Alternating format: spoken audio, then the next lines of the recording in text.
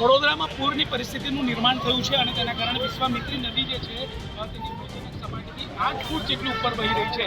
આજે પરશુરામ પથરાનો ઇલાકો છે, ત્યાંથી જે રેસ્ક્યુ કરવામાં આવી રહ્યું છે એસડીઆરએફની ટીમ દ્વારા જે લોકો છે તેમને સલામત સ્થળે ખસેડવાની તજવીજ હાથ ધરવામાં આવી રહી છે. વિશ્વામિત્રી નદી હાલ તેની ભયજનક સપાટીથી 8 ફૂટ ઉપર વહી રહી છે. તેની ભયજનક સપાટી 26 ફૂટ છે, જ્યારે હાલમાં વિશ્વામિત્રી નદી 35 ફૂટની આસપાસ પહોંચી છે. ત્યારે હજુ પણ જે પૂરની સ્થિતિ બની છે, આજવા સરોવરમાંથી પાણી છોડવામાં આવી રહ્યું છે અને તેના કારણે સતત જે છે એ વડોદરાના નીચાણવાળા વિસ્તારોમાં પાણી ભરાઈ ચૂક્યા છે. હાલમાં સારી બાબત એ છે કે વરસાદ થોડો થમ્યો છે અને તેના કારણે રેસ્ક્યુમાં પણ કામગીરી કરવામાં આવી રહી છે. હાલમાં વડોદરામાં 4000થી વધુ લોકોને સલામત સ્થળે ખસેડવામાં આવ્યા છે તેવી માહિતી મળવા પામી છે.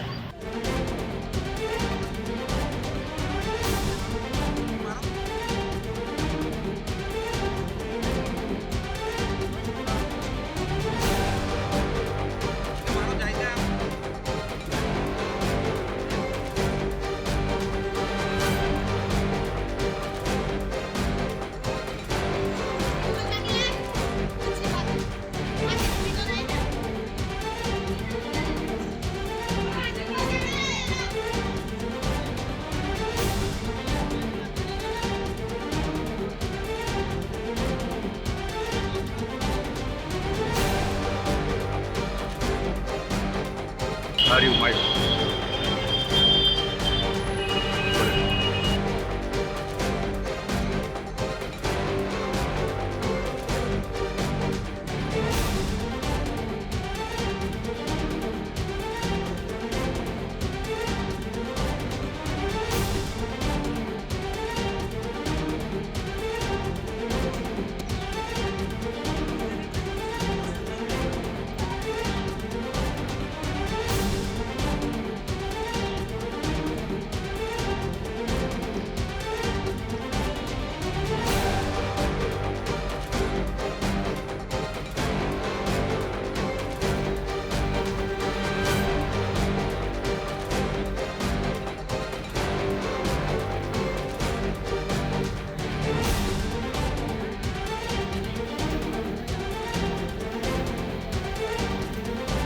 વડોદરામાં પૂરની સ્થિતિનું નિર્માણ થયું છે અને તેના કારણે જે વડોદરાના નીચેવાળા ઇલાકો છે ત્યાં આગળ પાણી ભરાયા છે. આ અકોટા બ્રિજની નીચેનો વિસ્તાર છે જ્યાં મકાનોમાં પાણી ભરાઈ ચૂક્યા છે અને જે મકાનોમાં 2-2 ફૂટ જેટલા પાણી અંદર ઘૂસી ચૂક્યા છે.